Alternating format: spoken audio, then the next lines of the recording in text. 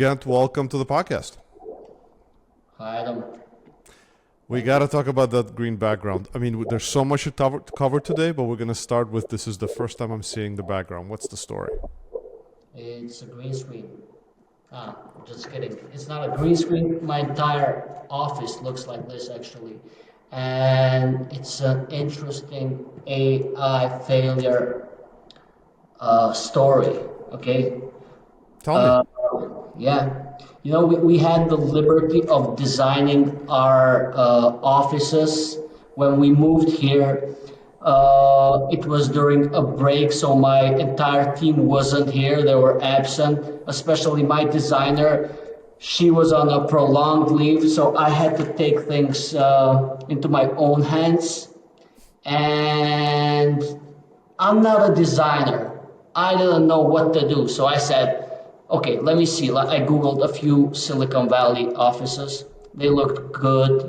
They had some green, some yellow, some blue. So I created this custom GPT. I fed all these information into it. And these RAL cards, that's how they call them, with the colors, right? So that the teams use for coloring your walls. I uploaded those, and basically this GPT was very confident to propose a combination of colors. So you do the floor like this, you do the ceiling like this, you do the walls like this, and everything looked nice as they proposed it, and they gave me even this mock-up, right? And then they gave me the color codes. So I just didn't review the codes, passed them to these guys that were supposed to come next day, and went home. I come Sunday. Okay, it was Monday. I come Monday and I see it's all green screen all over the office. I'm like, what the hell happened? Why is it like this? Well, the problem is that I trusted the AI too much, Adam. What? It hallucinated. There was no human in the loop at that moment. It had made up all the colors. It not only made them up, but mixed them so badly that the guys were like, okay, we saw some really weird colors that you had suggested, so we said, let's just do them like this, or let's just do them like that.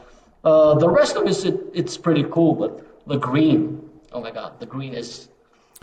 Gent, I think this is a perfect introduction into this episode. Absolutely perfect. We're all starting to use AI. And yes, there's videos out there where everything is instant and it's great, amazing, get all the benefits. I don't know if there's as many videos where we talk about the real obstacles. And what you just did is you shared your experiment, you shared the learnings, you shared the importance of human in the loop. And as Director of Marketing and AI Evangelist at Learon Institute, you get to do this not just at home when you're choosing your paint colors for walls, but also in the workplace. So what I'd like to do is kind of ask you a little bit about your background. What has been your journey to get to where you are now in terms of your adoption of AI? I wouldn't say it was rocky and it was rough, but it was rocky and it was rough. Because I started in media like some 20 years ago, okay? And back then I knew nothing of AI. And then some 10 years after my media adventures, I kind of stumbled into marketing. It was kind of a natural progression, but AI wasn't really so consumer grade yet, and I wasn't really using AI. Well, come 2022, whenever ChatGPT was made public, and when everybody started playing with it, I was actually kind of playing with the APIs to build my own writing assistant back then, and it just happened, I saw huge potential there. I was being able to 10x things that were taking me kind of weeks and days. And I was consistent. I was consistent in creating a digital body that's going to solve most of these time consuming tasks that used to kill me long before that. So from there, I kind of took it, step by step, started playing with all the models and then automation. I went deep into agentic AI later, and started creating AI enablement strategies for my native company where I'm at now, Learon Institute. That's awesome. So you've been on this for a couple of years now. And I think what will be good for us as a starting point, maybe I should have kicked off with this, is a little reality check. I don't know how many those who are listening have seen that vast majority of pilots, AI adoption pilots inside enterprises are failing, right? They're not reaching the destination. Even the word failure, I think, is a little loose because we're learning from these pilots. But Gent, how would you position the current reality that most companies are experiencing?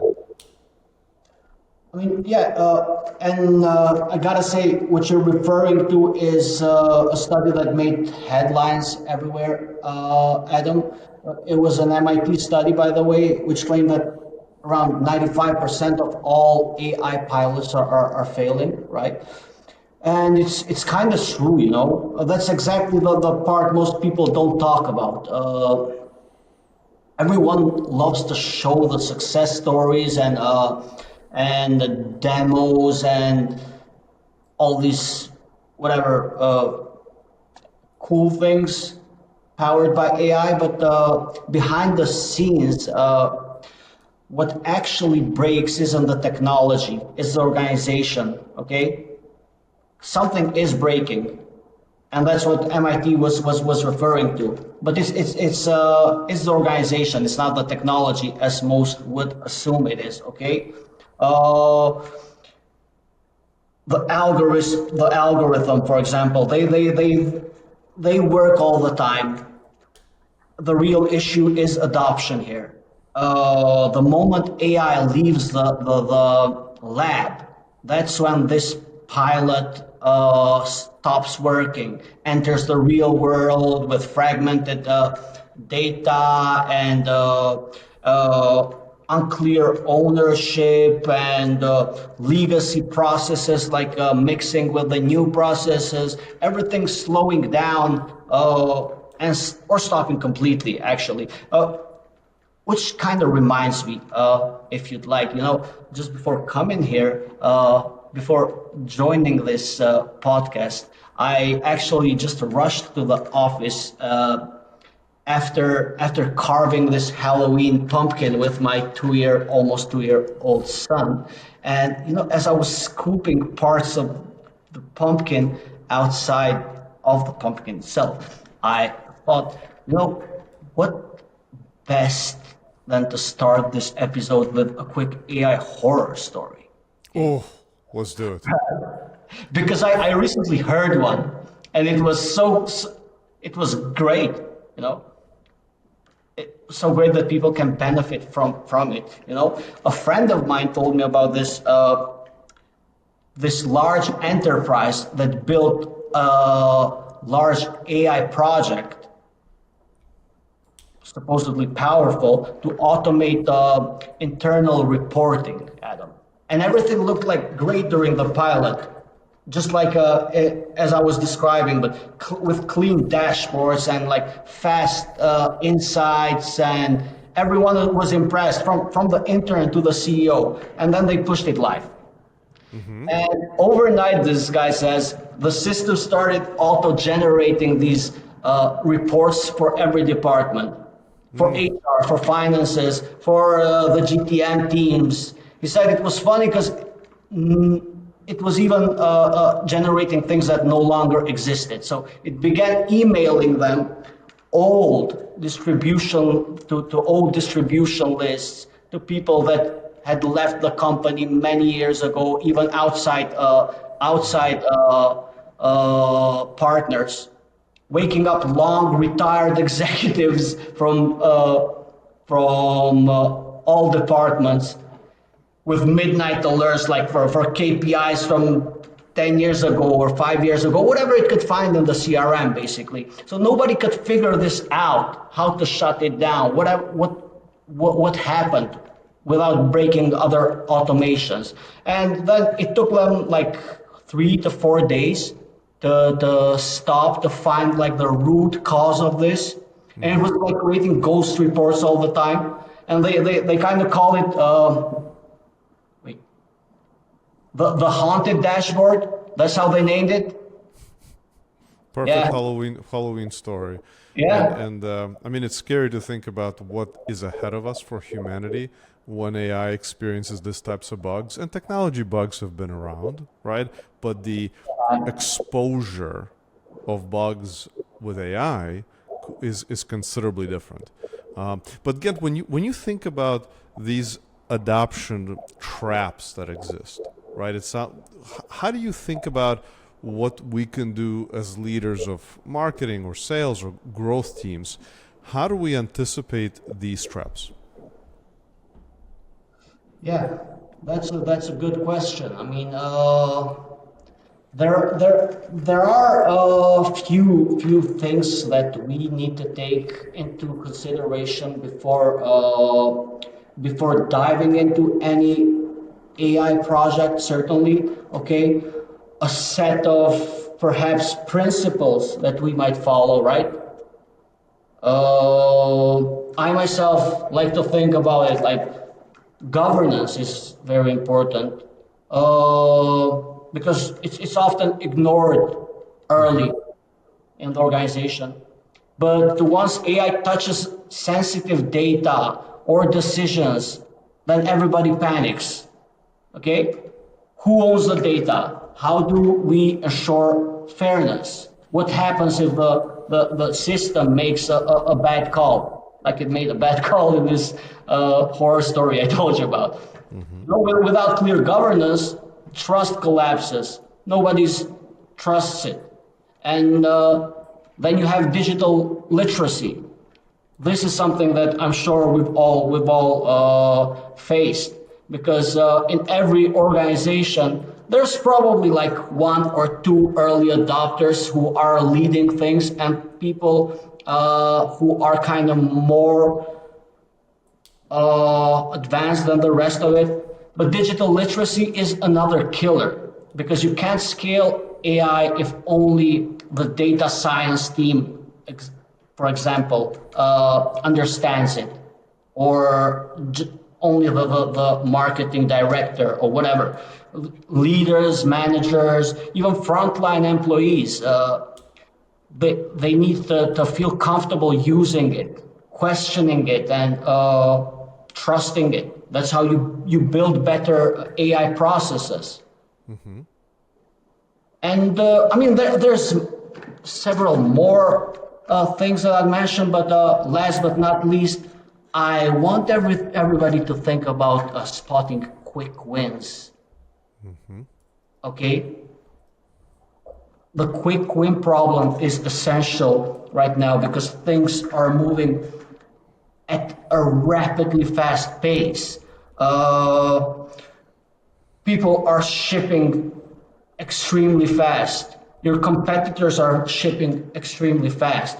So too many teams want to build the perfect AI system that takes like a year to finish. But by the time they launch, the business has moved on. There are other priorities, and you just wasted God knows how many months or perhaps even a year doing something that's just not valuable anymore. So quick, visible wins, they just build this trust momentum, and we need to be able, as AI leaders or AI adopters, to spot them early on and kind of cascade them down the organization. Let's talk about those wins because I think it's really easy to get distracted with so many possibilities, and many of these possibilities take a while to get to. And if you set too early on and the foundation is not ready, you're not gonna succeed. So can you give examples of quick wins that you've been able to accomplish within your organization? Oh, yeah. I mean, the quick wins that I have personally been able to achieve, they mostly have to do with the success of our GTM teams. As director of marketing, I'm on the front line all the time, and I can see what our GTM teams are battling with, what we're facing, what obstacles are facing.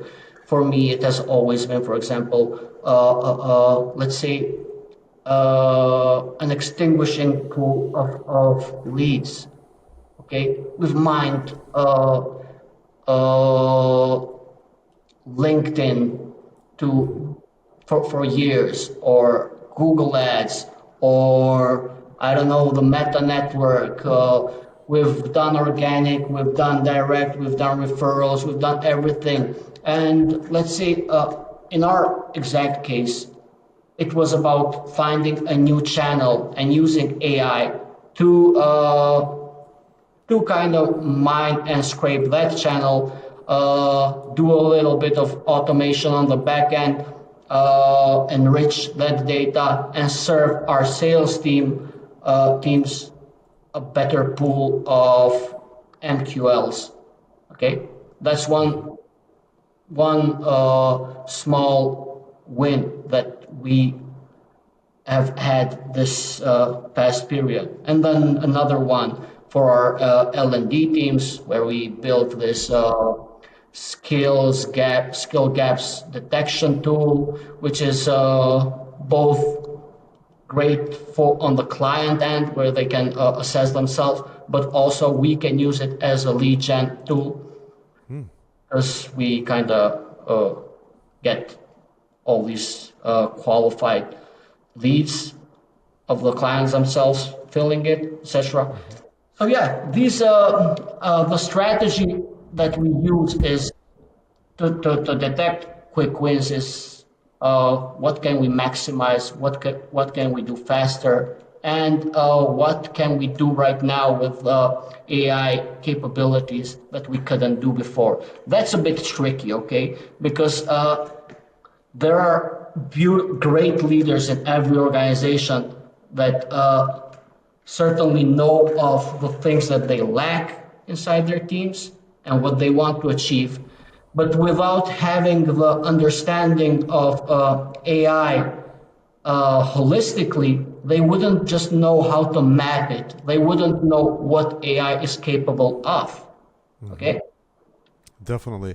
Can we go into one of those wins? Maybe it'd be great to hear an example of either someone who adapted quickly, or maybe even someone who was challenged and was skeptical and became an adopter of one of those two examples, because I'd like to hear the audience go through how you were able to roll this out. So maybe pick a person or a couple people and walk us through how they went from zero to leveraging the technology.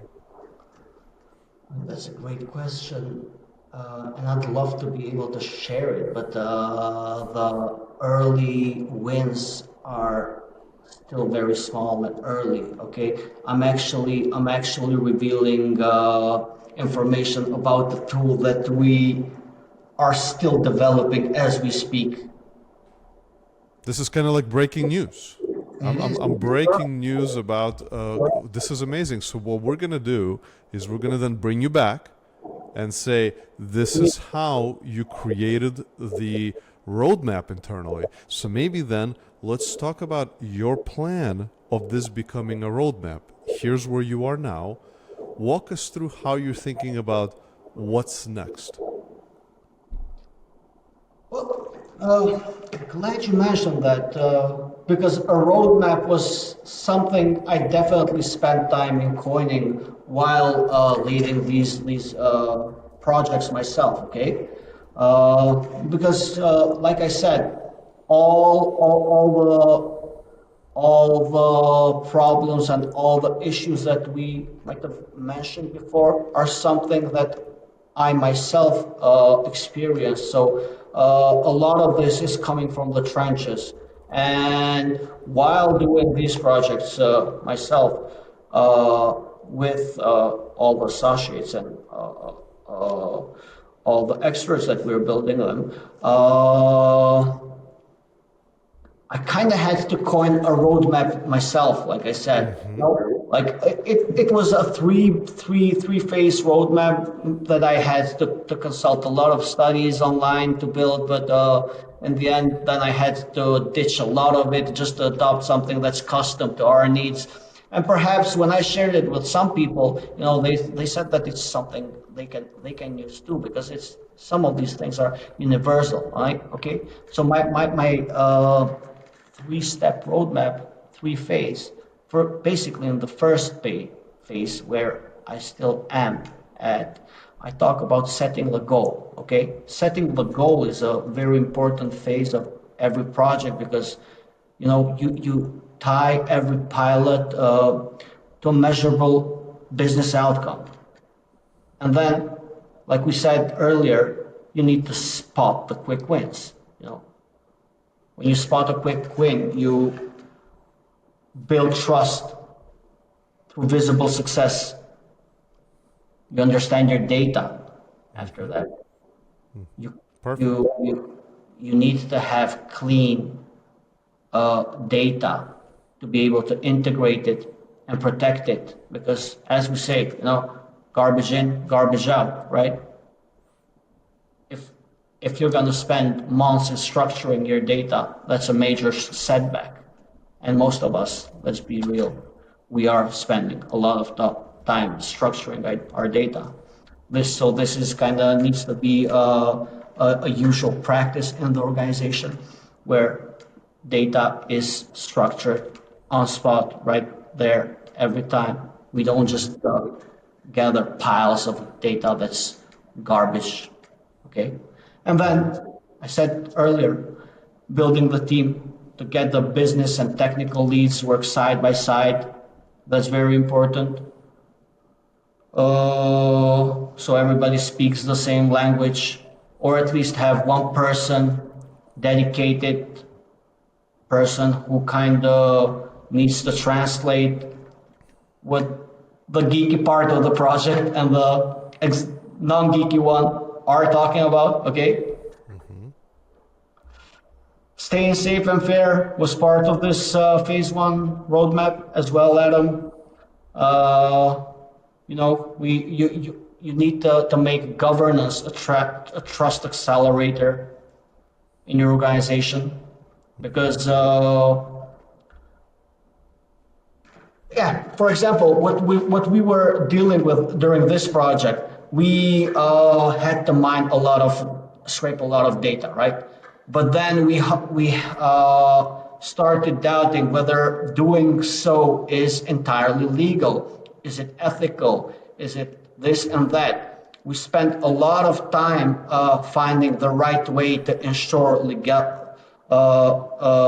it's right what we are doing. Okay, we don't want to be penalized. We don't want to suffer the wrath of our audience after we have issued any communication to that. There's GDPR, there's all kinds of these regulatives around the world. We don't want to be part of any of that. And once you have that roadmap, basically you need to start growing. Scale only when you're ready, not scale at any cost. That's what my phase one roadmap says. Which, by the way, by now I have turned it into phase two, where we talk about integration and scale, and phase three about optimization and innovation. Makes sense. It's logical. It's how I think most successful technologies have been deployed, and I hope you all are taking notes. I could keep doing this with you all day, but I'm looking at time, and I know we committed about 25 minutes. Yes. Listen, Gent, like if you were in addition to what you've shared so far, for someone who's listening who is not at your level of AI adoption, but if you were to give them one piece of advice of how they can get to where you are now, what would that advice be? There's so much educational content out there for free, structured for any type of role there is, that it's just up to you whether you want to adopt AI or whether you're gonna leave AI adopt you. Okay, you can learn AI from source. Even the biggest names, the biggest providers, they have official date guidelines, courses, etc. It's important for you to understand how you can map your input, your output with AI. Go ahead, dive in, because there's definitely a lot to be learned quick. And of course, don't be afraid, because you're not late at all. That's what Dive I. in, don't be afraid, and make sure you're human in the loop. Otherwise, you're gonna have a color wall that Gent has. Yes, So, which actually yes. is growing on me. I actually like the color. I hope you keep it. Well, listen, again, thank you very much for taking the time to join the podcast. I'm sure others have found it helpful, and we're looking forward to the next episode where you're going to come back and you're going to tell us how the adoptions go. Thank you so much. Thank you for having me. Looking forward to that episode as well. Perhaps Wonderful. phase two or phase three. Perfect. Over and out.